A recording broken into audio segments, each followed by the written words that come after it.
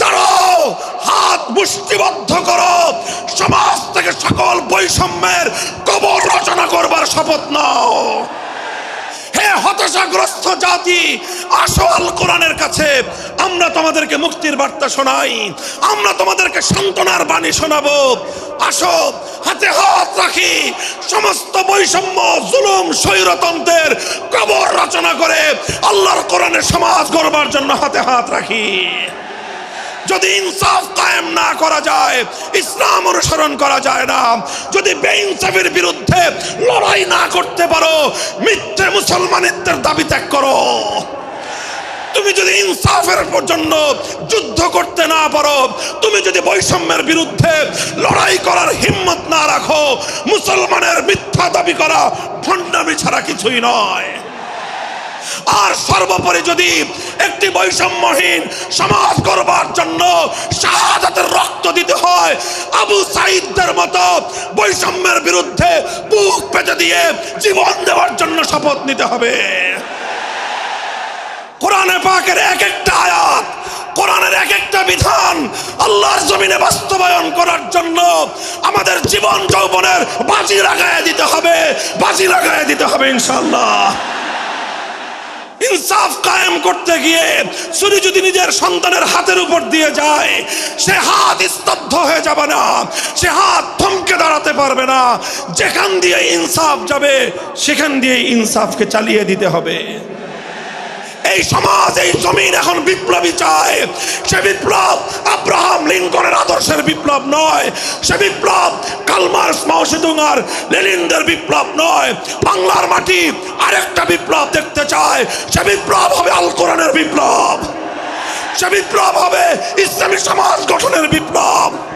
সেই বিপ্লবের জন্য 2000 যুবক নয়, যদি 2 লক্ষ যুবকের তাজা বুকের শাহাদাতের রক্তের প্রয়োজন হয়, সে রক্ত দেওয়ার জন্য শহীদ ঈদগাহে কারা কারা জমায়েত হবে, কারা কারা জমায়েত হবে। হ্যাঁ, এটা শুধু কথার কথা না, শপথ। এটা কথার কথা না, শপথ। এটা অঙ্গীকার। কার সাথে? কার সাথে? যেই অপরাধ করে মন্ত্রীর দুলাভাই ছাড়া পেয়েছে, যেই অপরাধ করার পরে এমপির শালার শাস্তি হয় নাই, যেই অপরাধ করার পরে শিল্পপতির বিচার হয় নাই, যেই অপরাধ করার কারণে রাজনৈতিক নেতার কোনো বিচার হয় নাই, একই অপরাধ দুর্বল, গরিব, অসহায় মানুষ করার পরে তার উপর আইনের শাসন 100 ভাগের জায়গায় 200 ভাগ বাস্তবায়ন করা হয়। আল্লাহ নবী বলেছেন, পৃথিবীতে ইসলাম এসেছে শুধুমাত্র ইবাদত, নামাজ, রোজার, হজ, যাকাতের বিধান বাস্তবায়নের জন্য নয়। ইসলাম দুনিয়াতে আগমন করেছে, তার আগমনের অন্যতম উদ্দেশ্য হলো সমস্ত বৈষম্য দূর করে, জুলুম আর বেইনসাফি দূর করে বিশ্ব সভ্যতায় ন্যায় এবং ইনসাফ কায়েম করা।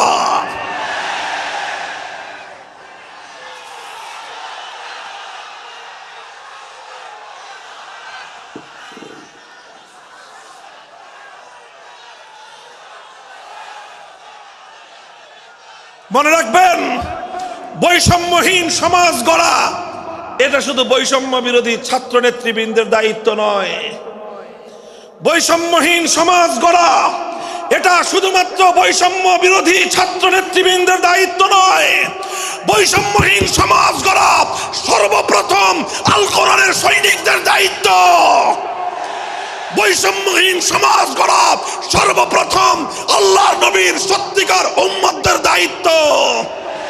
ওঠো, দাঁড়াও, হাত মুষ্টিবদ্ধ করো, সমাজ থেকে সকল বৈষম্যের কবর রচনা করবার শপথ নাও।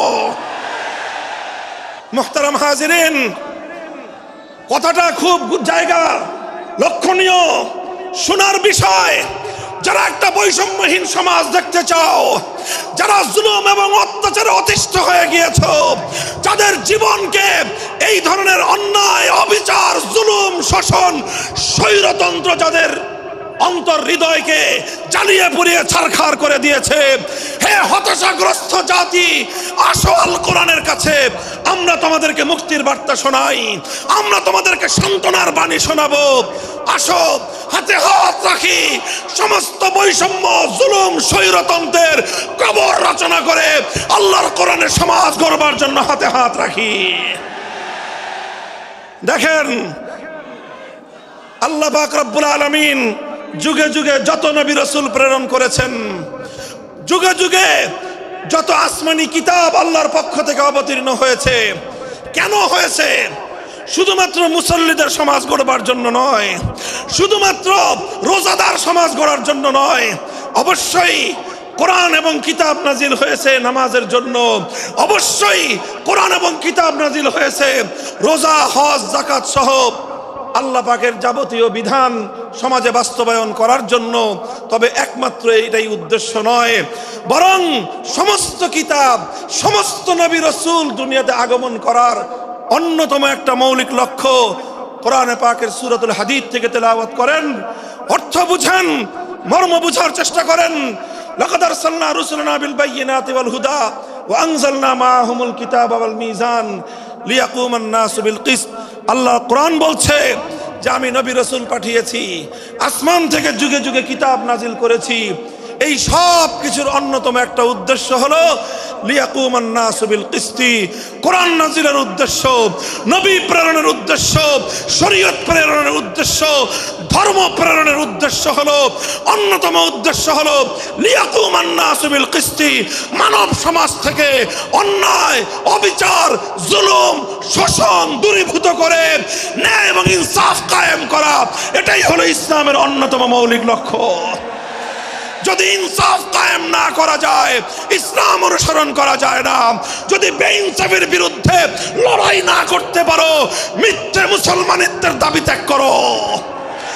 তুমি যদি ইনসাফের জন্য যুদ্ধ করতে না পারো, তুমি যদি বৈষম্যের বিরুদ্ধে লড়াই করার হিম্মত না রাখো, মুসলমানের মিথ্যা দাবি করা ভণ্ডামি ছাড়া কিছুই নয়।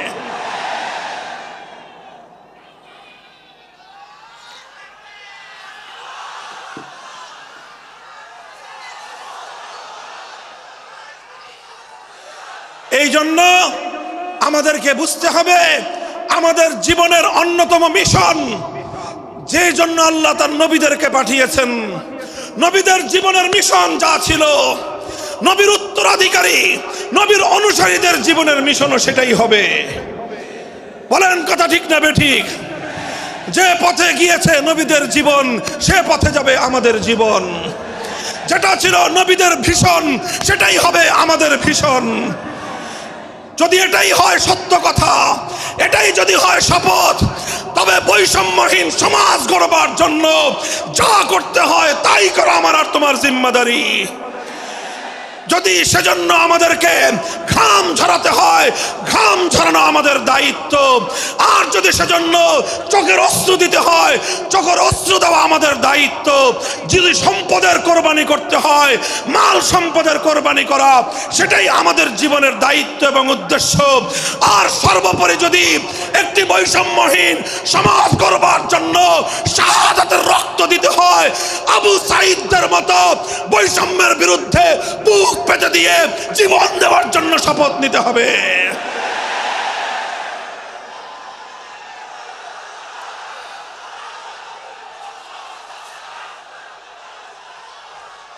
এই প্রস্তুত থাকবেন তো ইনশাআল্লাহ? আল্লাহর নবী বললেন এই বৈষম্য চলবে না, এই বৈষম্য জাহিলিয়াত, এই বৈষম্য মূর্খতা। সমাজের মধ্যে নিজের দলের লোক অন্যায় করলে পাগার পার, বিরোধী দলের লোক অন্যায় করলে আইনের শাসনে 100 ভাগের জায়গায় 200 ভাগ। নিজেরা অপরাধ করলে সেই অপরাধীকে ছাড়িয়ে নেওয়ার জন্য সমস্ত আয়োজন। বিপক্ষ মতের লোকজন অপরাধ না করা সত্ত্বেও তাদেরকে কেচোর মতো মাটির গর্ত থেকে ধরে এনে তাদেরকে বিচারের মুখোমুখি দাঁড় করানো, অন্যায়ভাবে তাদের জীবন থেকে তাদের যৌবনের সময়গুলো কেড়ে নেওয়া, বছরের পর বছর অন্ধকার কারা প্রকোষ্ঠে তাদেরকে বন্দী করে রাখা। এই জুলুম এবং অন্যায়ের অবসান যদি না ঘটাতে পারো, পুরুষ এবং যুবক মানুষ হিসেবে আল্লাহর কাছে জবাবদিহিতার সুযোগ থাকবে না। কাজেই তাফসীরুল কোরআন শুধুমাত্র কোরআনের তেলাওয়াতের জন্য নয়, তাফসীরুল কোরআন শুধু আল্লাহর কোরআনের মর্ম বোঝানোর জন্য নয়, আল্লাহর কোরআন তেলাওয়াত করতে হবে, মর্ম বুঝতে হবে, আর তালিমে হিকমতের কর্মসূচির অধীনে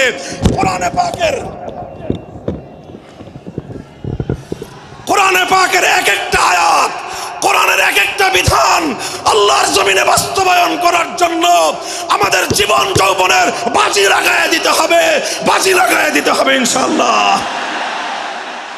হযরত রাসূল আকরাম সাল্লাল্লাহু আলাইহি ওয়াসাল্লাম বলছিলাম, জাতির উদ্দেশ্যে প্রদত্ত মক্কা বিজয়ী মহাবীর আমিরুল মুমিনিন নবিয়ুল্লাহ খলিফাতুল্লাহ ফিল আরদ খলিফাতুল মুসলিমিন মুহাম্মদুর রাসূলুল্লাহ সাল্লাল্লাহু আলাইহি ওয়াসাল্লামের বক্তব্যের কথা আল্লাহর নবী বললেন, বৈষম্যের কারণে আল্লাহ পাক রব্বুল আলামিন পৃথিবীর বহু জাতিকে ধ্বংস করে দিয়েছেন। সুতরাং শুনে রেখো, আমার দ্বারা বৈষম্য হবে না। শুধু আমার বংশের লোক দেখে, আমার গোত্রের লোক দেখে, আমার রক্তের আত্মীয়তার সূত্রের কারণে আমি অপরাধ প্রমাণিত হওয়ার পরেও তার উপর কোরআনের বিধান বাস্তবায়ন করব না, এটা আমার দ্বারা সম্ভব নয়। এরপরে আল্লাহর নবী যেই কথাটি বললেন, সেই কথা যদি আল্লাহর নবী হাদিসে না বলতেন, তাহলে সেই কথা উচ্চারণ করতে আমাদের জিহ্বা কেঁপে উঠত, আমাদের বক্ষ প্রকম্পিত হতো। আল্লাহর নবী বললেন, ওয়াল্লাহ লাউ আন্না ফাতিমাতা বিনতা মুহাম্মাদিন সারাকাত লাকাতাতু ইয়াদাহা, ওয়াল্লাহি লাউ আন্না ফাতিমাতা বিনতা মুহাম্মাদিন সারাকাত লাকাতাতু ইয়াদাহা। শুধু আমার দাদির গোত্র, আমার বংশের ফাতেমা নামনি মহিলা নয়, আজ যদি আমি মুহাম্মদুর রাসূলুল্লাহর কলিজার টুকরা মেয়ে, আমার জীবনের সবচেয়ে আদরের সন্তান ফাতেমা যদি আজকে চুরি করে ধরা পড়তো, আমি আল্লাহর শপথ করে বলি, আমি তার হাত কেটে দিতে এতটুকু দ্বিধা করতাম না। মুহতারাম হাজিরিন, এটাই হলো তালিমে হিকমত। আল্লাহর কোরআনের বিধান বাস্তবায়ন করতে গিয়ে ছুরি যদি নিজের সন্তানের গলার উপর দিয়ে যায়, ইব্রাহিম খলিলুল্লাহর মতো ছুরি চালায় দিতে দ্বিধা করা যাবে না। যদি ইনসাফ কায়েম করতে গিয়ে ছুরি যদি নিজের সন্তানের হাতের উপর দিয়ে যায়, সে হাত স্তব্ধ হয়ে যাবে না, সে হাত থমকে দাঁড়াতে পারবে না। যেখান দিয়ে ইনসাফ যাবে সেখান দিয়ে ইনসাফকে চালিয়ে দিতে হবে। রাসূল আকরাম সাল্লাল্লাহু আলাইহি ওয়াসাল্লাম ঘোষণা করলেন, আল্লাহর আয়াত নাযিল হলো, ইয়া আইয়ুহাল্লাযীনা আমানুত্তাকুল্লাহ ওয়া যারু মা বাকিয়া মিনার রিবা ইন কুনতুম মুমিনিন। হে মুমিনগণ, সুদকে তোমরা পরিহার করো যদি ঈমানদার হয়ে থাকো। যদি ঈমানদার হয়ে থাকো, কি করো তোমরা? সুদকে পরিহার করো। কি করো? ইত্তাকুল্লাহ, তোমরা আল্লাহকে ভয় করো। ওয়াজারু মা বাকিয়া মিনার রিবা, সুদের যা অবশিষ্ট আছে এই সব কিছু তোমরা পরিহার করো। আর যদি না করো, সুদ যদি তোমরা পরিহার না করো, ফাজানু বিহারবিম মিনাল্লাহি ওয়া রাসূলিহি, আল্লাহ এবং তার রাসূলের পক্ষ থেকে যুদ্ধের ঘোষণা শুনে নাও। হে জাতি, হে মুসলিম সম্প্রদায়, আমরা তোমাদের কাছে পয়গাম পৌঁছে দিতে চাই, আল্লাহর উপর বিশ্বাসী জাতি, আল্লাহর নবীর উপর আস্থাশীল জাতি কোনোদিন সুদি কারবার করতে পারে না। সুদ ভিত্তিক অর্থ ব্যবস্থা দিয়ে তাদের সমাজ চলতে পারে না। আল্লাহর উপর বিশ্বাসীদের সমাজ যদি হয় সুদ ভিত্তিক, তার অর্থ হলো রাত দিন আল্লাহ এবং তার রাসূলের সঙ্গে তারা যুদ্ধে লিপ্ত। যেই মুসলিম জাতি আল্লাহর সাহায্য নিয়ে বিশ্বব্যাপী বিজয়ী হওয়ার স্বপ্ন দেখে, সে মুসলিম জাতি যদি স্বয়ং আল্লাহর সঙ্গে যুদ্ধে লিপ্ত থাকে, তাদের জীবনেও কল্যাণ এবং বিজয় আসার সম্ভাবনা নাই। এই জন্য মুসলিম জাতির উত্থানের জন্য, মুসলমানদের বিজয়ের পূর্ব শর্ত হলো সুদ পরিহারের মাধ্যমে আল্লাহর সঙ্গে যুদ্ধ বন্ধ করতে হবে, আল্লাহর পক্ষ থেকে সাহায্য চাইতে হবে। কোরআনের আয়াত, সূরা বাকারার আয়াত, এই আয়াত নাজিল হওয়ার পরে আল্লাহর নবী শুধু তেলাওয়াত করে দায়িত্ব ক্ষান্ত করেন নাই, শুধু সুদের মর্ম বুঝিয়ে নিজের দায়িত্ব ক্ষান্ত করেন নাই। তৃতীয় দায়িত্ব তালিমে হিকমত, সুদকে সমাজ থেকে সমূলে উৎখাত করার উদ্যোগ নিয়েছেন। বলেন সুবহানাল্লাহ। শুধু আলোচনা করে, বক্তৃতা দিয়ে নবীর দায়িত্ব শেষ হয় নাই, শুধুমাত্র তাফসীর করে দিয়ে নবীর দায়িত্ব ক্ষান্ত হয় নাই, বরং এক একটা বিধান, আল্লাহর এক একটা আয়াত কিভাবে সমাজে বাস্তবায়ন করা লাগে, করা যায়, নবীজি প্র্যাকটিক্যাল ভাবে তার উদ্যোগ গ্রহণ করেছেন। কিভাবে উদ্যোগ নিয়েছেন? সুদের বিরুদ্ধে কি উদ্যোগ নিয়েছিলেন? কিতাব উল্টান, হাদিসের কিতাব, বুখারী শরীফের হাদিস, নবীজি ঘোষণা দিলেন, আলা ইন্না রিবাল জাহিলিয়াতি মাওদুউন তাহতা কদামাইয়া। জাহিলিয়াতের যুগে যত সুদের কারবার চলতো, ইসলাম এবং আল কোরআনের সমাজ গড়বার পর সেই জাহিলি যুগের রীতি, সুদ ভিত্তিক অর্থ ব্যবস্থা মুসলিম সমাজে আর থাকতে পারে না। নবীজি বললেন, সুদের কবর রচনা করলাম আমি আমার পায়ের নিচে। আল্লাহ নবী আক্ষরিক অর্থে কথা বললেন, আমি আমার পায়ের নিচে সুদের কবর রচনা করলাম। এরপরে আল্লাহ নবী ঘোষণা দিলেন, অনেকে আছো তোমরা যারা আগে কুফরির জমানায় জাহিলিয়াতের যুগে সুদের উপর লগ্নি করেছো, সুদের উপর মানুষকে ঋণ দিয়েছো, সুদী মহাজন যারা সুদের ভিত্তিতে মানুষকে টাকা দিয়েছো, এইরকম কাজ কারবার যারা করত, সেই যুগে তাদের মধ্যে একজন ছিলেন স্বয়ং আল্লাহর নবীর চাচা হযরত আব্বাস বিন আব্দুল মুত্তালিব রাদিয়াল্লাহু আনহু।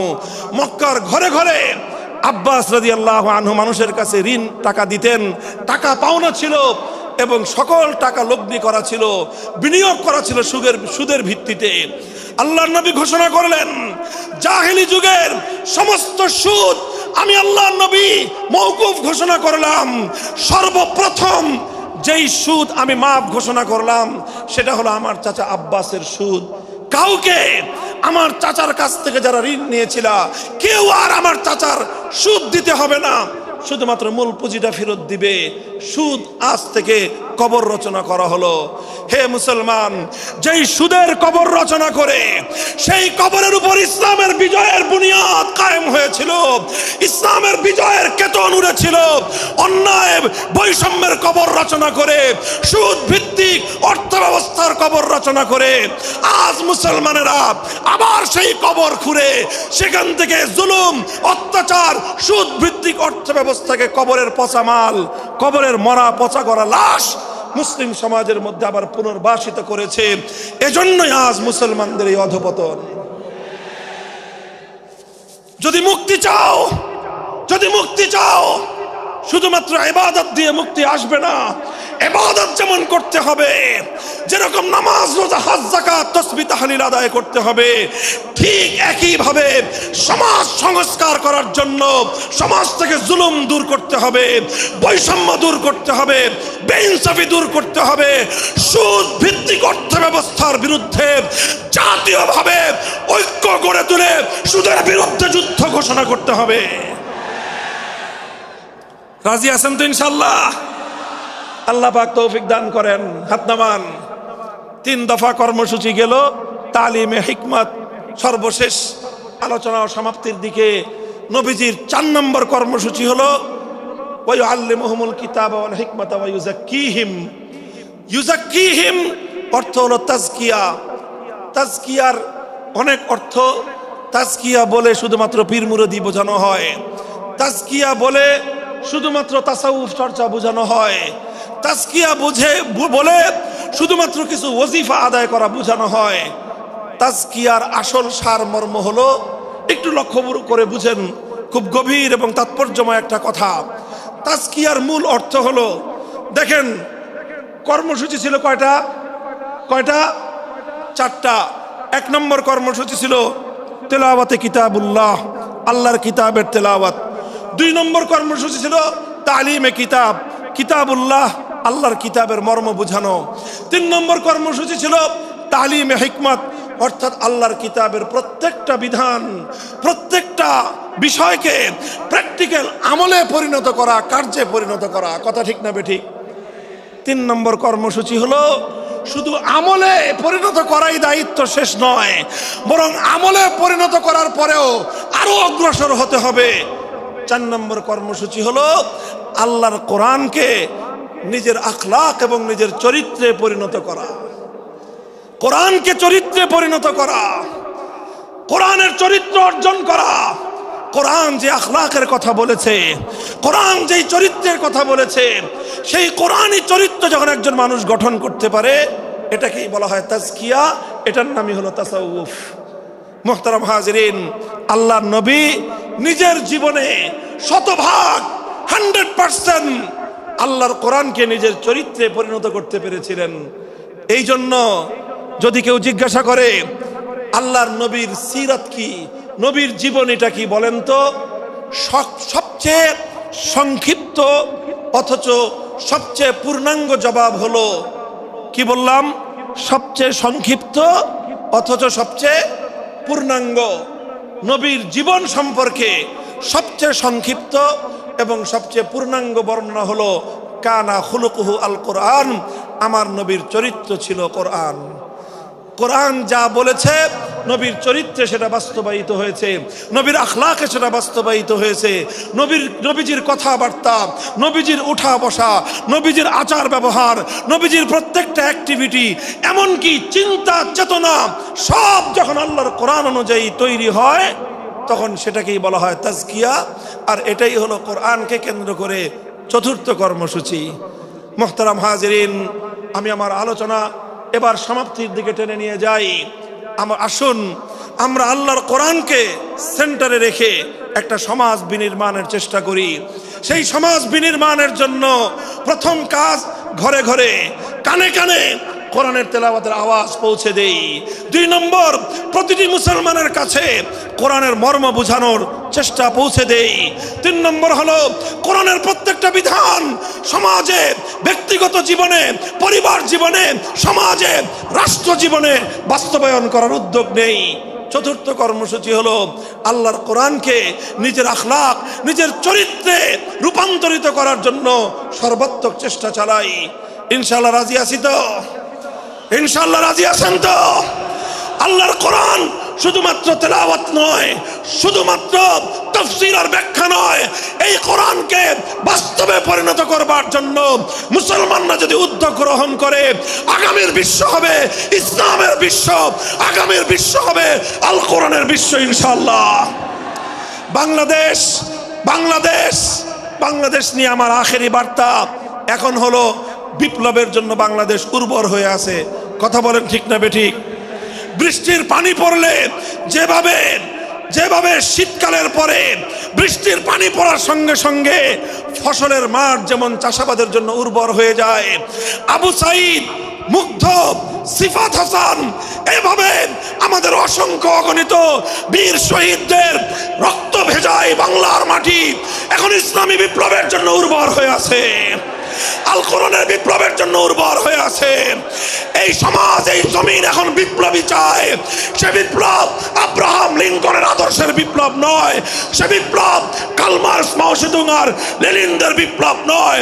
বাংলার মাটি আরেকটা বিপ্লব দেখতে চায়, সে বিপ্লব হবে আল কোরআনের বিপ্লব, সে বিপ্লব হবে ইসলামী সমাজ গঠনের বিপ্লব। সেই বিপ্লবের জন্য 2000 যুবক নয়, যদি 2 লক্ষ যুবকের তাজা বুকের শাহাদাতের রক্তের প্রয়োজন হয়, সে রক্ত দেওয়ার জন্য শহীদ ঈদগাহে কারা কারা জমায়েত হবে, কারা কারা জমায়েত হবে। হ্যাঁ, এটা শুধু কথার কথা না, শপথ। এটা কথার কথা না, শপথ।